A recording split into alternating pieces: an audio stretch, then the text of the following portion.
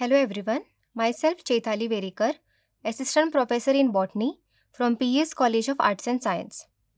Today's program is Bachelor of Science, first year, subject Botany, Semester 1, course code is BOG 101, course title is Environmental Biotechnology. Title of the unit is Role of Immobilized Cells, Enzymes in Treatment of Toxic Compounds. Module name is Bioreactor for Air Pollution Abatement and Odor Control. Outline: Introduction to bioreactors, microorganisms used in bioreactors, and types of bioreactors. Learning outcome, which describes the microorganisms used in bioreactors and explains the type of bioreactors. So starting with the today's topic, that is bioreactors, this is the introduction. A bioreactor refers to any manufactured device or system that supports a biologically active environment. In a bioreactor, chemical process is carried out which involves microorganisms or biochemically active substances derived from such organisms. This process can either be aerobic or anaerobic. In this process, bioreactors are commonly cylindrical, ranging in size from liters to cubic meters, and are often made of stainless steel. It may also refer to device or system designed to grow cells and tissues in context of cell culture. In bioreactors, microbes are used to consume pollutants from contaminated air streams. Besides older technologies, bioprocesses have also proven to be efficient for the treatment of polluted air. Now, the microorganisms used in bioreactors. Several bacterial species are responsible for degradation of air pollutants in bioreactors.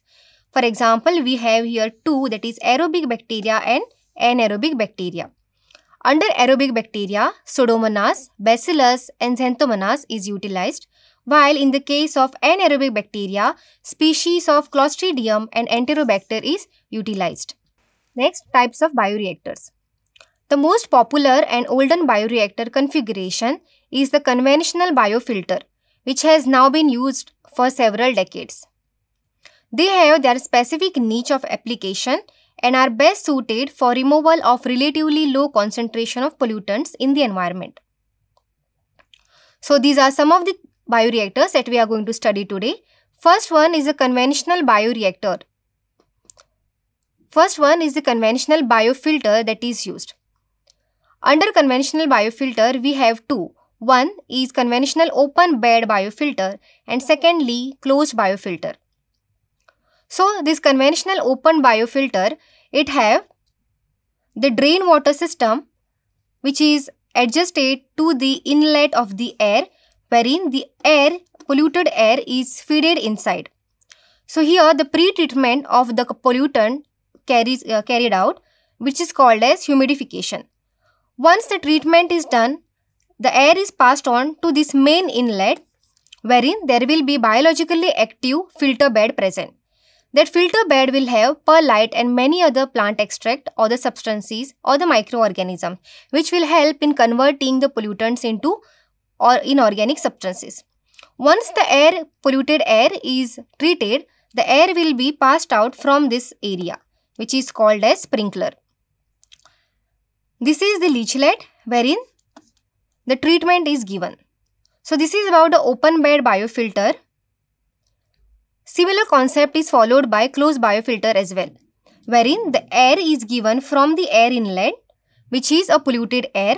Here the pre-treatment or the humidification is carried out.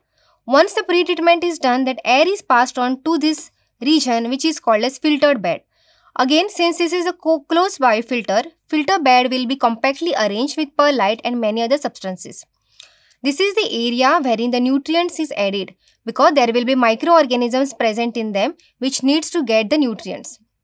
Once the air is filtered, it is given out from this inlet which is called as air treated inlet, and this is the water drainage wherein the water will be given out.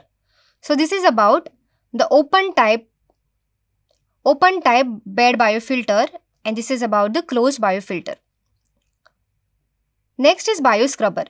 Bioscrubber is also one of the bioreactor which is used in air pollution treatment and odor control treatment. Now this is the pre-treatment area wherein the temperature will be maintained and the air will be given in.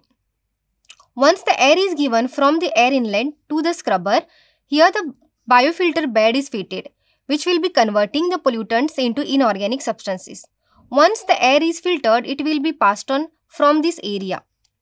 Remaining substance which is present, it is given to the bioreactor, which will be present in the aqueous form.